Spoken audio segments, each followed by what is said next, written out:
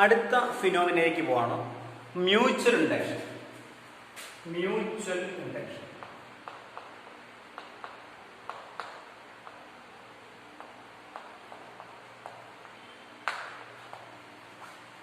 Mutual induction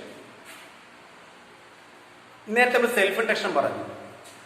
self induction phenomena എന്ന് പറയുമ്പോഴത്തേക്ക് ഒരു കോയിലിനകത്ത് ബാക്ക് EMF ഇൻഡ്യൂസ് ചെയ്യുന്ന ഫിനോമിന, അതായത് കോയിലിനകത്തുണ്ടാകുന്ന കറണ്ട് ചേഞ്ചിനെ ഒപ്പോസ് ചെയ്യാനുള്ള ഒരു കോയിലിന്റെ പ്രോപ്പർട്ടി ആയിരുന്നു സെൽഫ് ഇൻഡക്ഷൻ എന്ന് പറയുന്നത്, സ്വയം പ്രേരണം. മ്യൂച്വൽ ഇൻഡക്ഷൻ, മ്യൂച്വൽ എന്ന വാക്കിന്റെ അർത്ഥം ആലോചിക്കും. മ്യൂച്വൽ പരസ്പരം, അപ്പൊ ഏറ്റവും കുറഞ്ഞ 2 കോയിലെങ്കിലും വേണം. അപ്പൊ ഞാൻ എക്സ്പെരിമെന്റ് പറയാണ്, മ്യൂച്വൽ ഇൻഡക്ഷന്റെ എക്സ്പെരിമെന്റ് പറയാണ്. ഞാൻ 2 കോയിൽ സങ്കല്പിക്കുന്നു. ഇത് ഫസ്റ്റ് കോയിൽ, ഈ കോയിലിന്റെ പേരുണ്ട് C1. ഇതിന് തൊട്ടടുത്തായിട്ട് ഞാൻ അടുത്തൊരു കോയിൽ, ഷോർട്ട് കോയിൽ, ഒരു C2 എന്ന കോയിൽ വെച്ചേക്കാം. ഇപ്പൊ തമ്മില് കണക്ട് ചെയ്ത് വെച്ചേക്കല്ല, ഇന്റർലിങ്ക് ഇല്ല, മാറ്റി വെച്ചേക്കാം. അടുത്താണ്, നെയ്ബറിംഗ് ആണെന്നോ. ഒന്നാമത്തെ കോയിലില് ഞാനൊരു സെല്ല് കണക്ട് ചെയ്യുന്നു, ഒരു സ്വിച്ച് കണക്ട് ചെയ്യുന്നു. രണ്ടാമത്തെ കോയിലില് ഞാനൊരു ഗാൽവനോമീറ്റർ കണക്ട് ചെയ്തേക്കാം.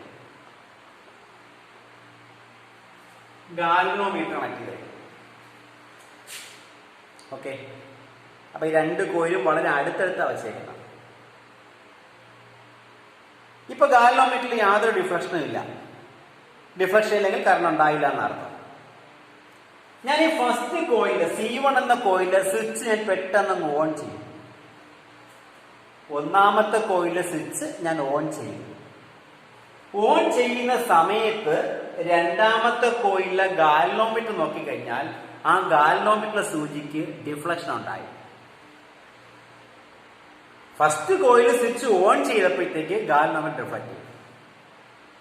ഇനി ഓൺ ചെയ്തെങ്കിൽ വച്ചിരുന്നാൽ ഇതിനകത്ത് ഡിഫ്ലക്ഷൻ വീണ്ടും 0 ആയിട്ട് മാറും. പെട്ടെന്ന് സ്വിച്ച് അങ്ങ് ഓഫ് ചെയ്യണം. സ്വിച്ച് ഓഫ് ചെയ്യുന്ന സമയത്തും ഡിഫ്ലക്ഷൻ ഉണ്ട്. അപ്പൊ ഓൺ ചെയ്ത സമയത്ത് ഡിഫ്ലക്ഷൻ ഉണ്ട്, ഓൺ ചെയ്ത് വച്ചിരുന്നാൽ ഡിഫ്ലക്ഷൻ ഇല്ല, പക്ഷെ ഓഫ് ചെയ്യുമ്പോൾ ഡിഫ്ലക്ഷൻ ഉണ്ട്. ഇനി ഈ ഗാൽവനോമീറ്റർ മാറ്റിയിട്ട് ബൾബ് കണക്ട് ചെയ്യണം. ബൾബ് കണക്ട് ചെയ്യാം. ഈ DC മാറ്റിയിട്ട് ഒരു AC സോഴ്സ് കണക്ട് ചെയ്യാം. DC മാറ്റിയിട്ട് സെല്ല് മാറ്റിയിട്ട് ഒരു AC സോഴ്സ് കണക്ട് ചെയ്യാം. ഈ സ്വിച്ച് ഓൺ ചെയ്താൽ ഇവിടുത്തെ ബൾബ് കത്തിക്കൊണ്ടേയിരിക്കും. നോക്കാം, ഇവ തങ്ങളിൽ യാതൊരു ബന്ധമില്ല. പക്ഷെ അടുത്ത വെച്ചേക്കുന്നത് നിയർ ബൈ കോയിൽ, അടുത്തടുത്ത വെച്ചേക്കുന്നത് സമീപസ്ഥങ്ങളായി വെച്ചേക്കാണ്, നിയർ ബൈ കോയിൽസ് ആണ്. അപ്പൊ എന്താണ് ഇവിടെ നടന്ന ഫിനോമിന? ആലോചിച്ചാൽ ഒന്നാമത്തെ കോയിലില് കറണ്ട് കടന്നുപോയപ്പോൾ ഇത് മാഗ്നറ്റ് ആയിട്ട് മാറി. ഫസ്റ്റ് കോയിൽ അവരൊരു മാഗ്നറ്റിക് ഫീൽഡ് ഉണ്ട്. ഈ കറണ്ട് ചേഞ്ച് ചെയ്യുമ്പോൾ എന്ത് ചെയ്യും? എവന്റെ ഫീൽഡ് ചേഞ്ച് ചെയ്യും, എവന്റെ ഫ്ലക്സ് ചേഞ്ച് ചെയ്യും, അല്ലേ? അതിനടുത്താണ് രണ്ടാമത്തെ കോയിൽ ഇരിക്കുന്നത്.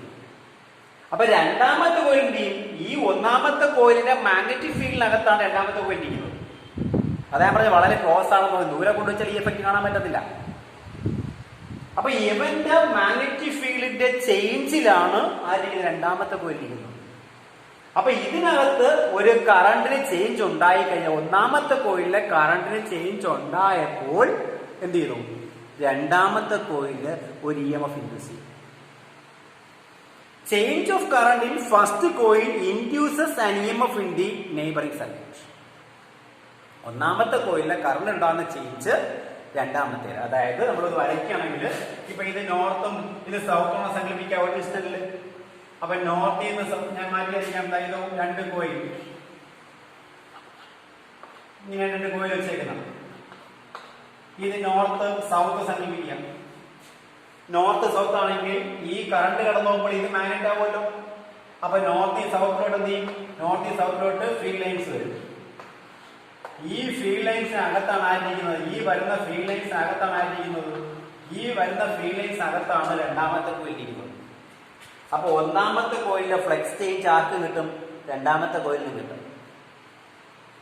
ആ ഫിനോമിനെ വിളിക്കുന്ന പേര്. അത് ഏതെങ്കിലും അടുത്തടുത്തിരിക്കുന്ന രണ്ട് കോയിലുകളിൽ ഏതെങ്കിലും ഒരു കോയിലില് കറണ്ടിന് ഒരു ചേഞ്ച് ഉണ്ടാകണം. അതാ ഞാൻ പറഞ്ഞത്, സ്റ്റഡി കറണ്ട് ആണെങ്കിൽ സ്വിച്ച് ഓൺ ചെയ്ത് വച്ചിരുന്നാൽ ബൾബ് കത്തത്തില്ല, ഗാൽവനോമീറ്റർ അനങ്ങത്തില്ല. അപ്പൊ ഗാൽവനോമീറ്റർ ഡിഫ്ലക്ഷൻ ഉണ്ടാകണമെങ്കിൽ എന്ത് ചെയ്യണം? ഒന്നാമത്തെ കോയിലിലെ കറണ്ടിന് ചേഞ്ച് ഉണ്ടാകണം. ഫസ്റ്റ് കോയിലില് ചേഞ്ച് ഓഫ് കറണ്ട് ആണെങ്കിൽ change of current in first coil induces an EMF in the second coil. That phenomena is called mutual induction. തിരിച്ചു വയ്ക്കാം. ഇവിടെ സെല്ല് കണക്ട് ചെയ്ത് ഇവിടെ ഗാൽവനോമീറ്റർ കണക്ട് ചെയ്താലോ? തിരിച്ച് ഈ ഫിനോമിന അങ്ങോട്ട് മാറ്റി കൊടുക്കുക. അതായത് എക്സ്പെരിമെന്റിൽ അറേഞ്ച്മെന്റ് മാറ്റി കൊടുക്കുക. സെല്ല് രണ്ടാമത്തേലും ഒന്നാമത്തേലും ഗാൽവനോമീറ്റർ കൊടുത്താലോ? രണ്ടാമത്തെ കോയിലില് ചേഞ്ച് ഓഫ് കറണ്ട് എന്ത് ചെയ്യും? ഒന്നാമത്തെ കോയിലില് ഒരു EMF ഇൻഡ്യൂസ് ചെയ്യും.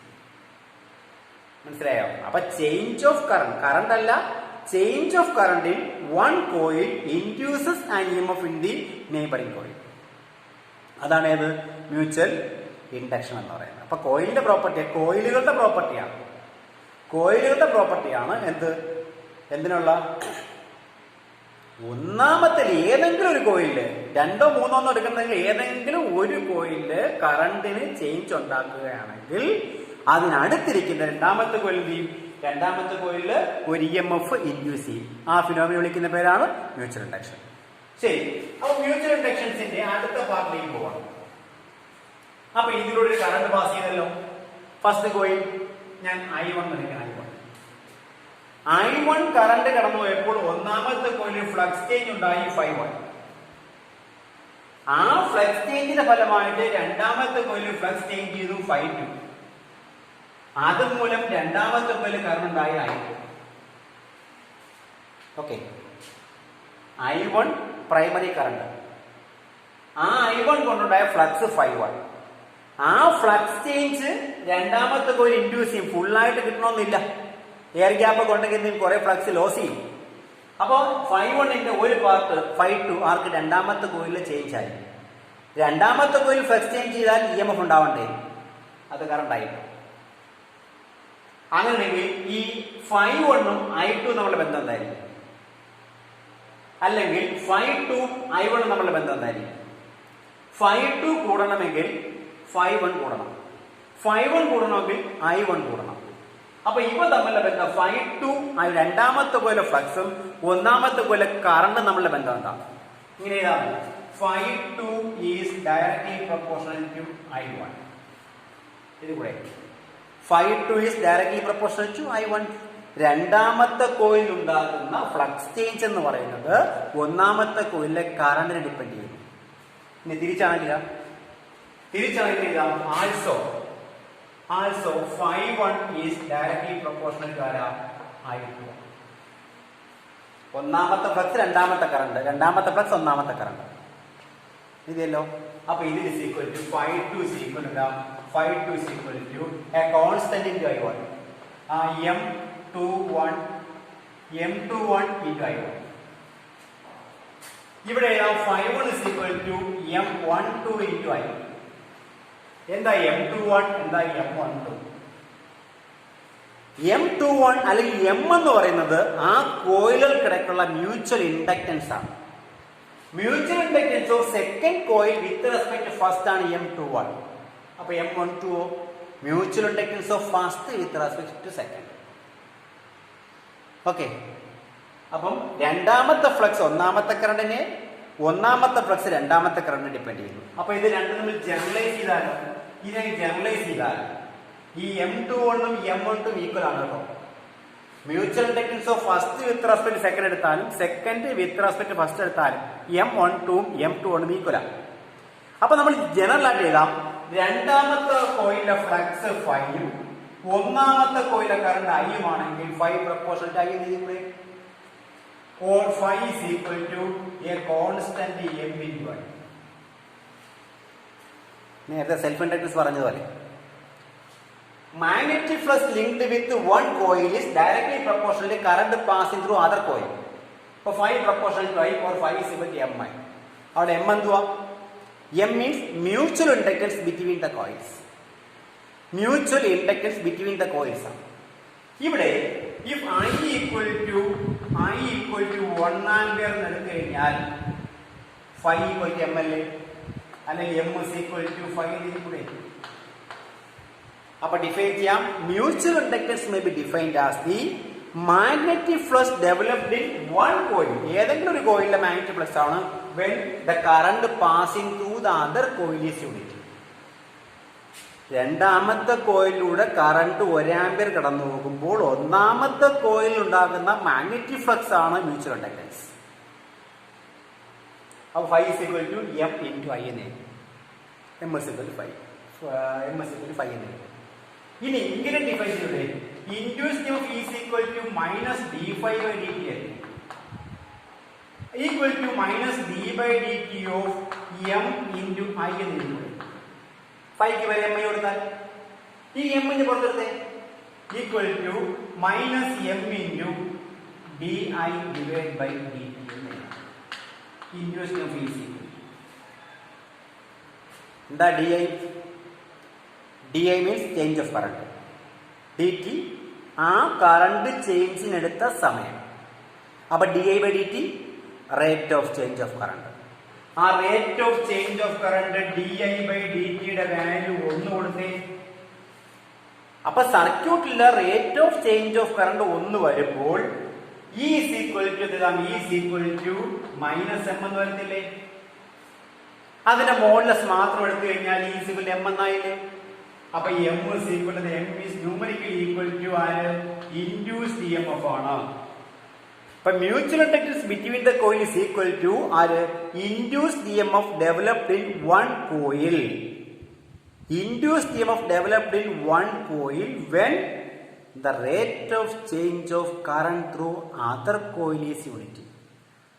ആലോചിക്കുക, ഒന്നാമത്തെ കോയിൽ ഉണ്ടാകുന്ന ഇൻഡ്യൂസ്ഡ് EMF ആണ് മ്യൂച്വൽ ഇൻഡക്ടൻസ് എങ്കിൽ രണ്ടാമത്തെ കോയിലിലെ rate of change of current 1 വരണം.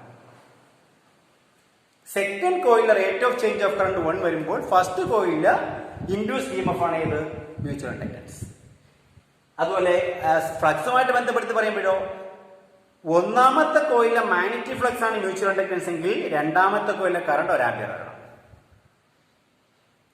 സെൽഫ് ഇൻഡക്ടൻസിന്റെ യൂണിറ്റ് എന്തായിരുന്നു? ഹെൻറി. അതിലെ മ്യൂച്വൽ ഇൻഡക്ടൻസിന്റെയും യൂണിറ്റ് എന്ത് തന്നെയാണ്? സെൽഫ് ഇൻഡക്ടൻസിന്റെയും മ്യൂച്വൽ ഇൻഡക്ടൻസിന്റെയും യൂണിറ്റുകൾ ഒന്ന് തന്നെയാണ്. ഹെൻറിയാണ് സെൽഫ് ആൻഡ് മ്യൂച്വൽ ഇൻഡക്ടൻസിന്റെ യൂണിറ്റ്. ഓക്കെ, ക്ലിയർ ആയോ?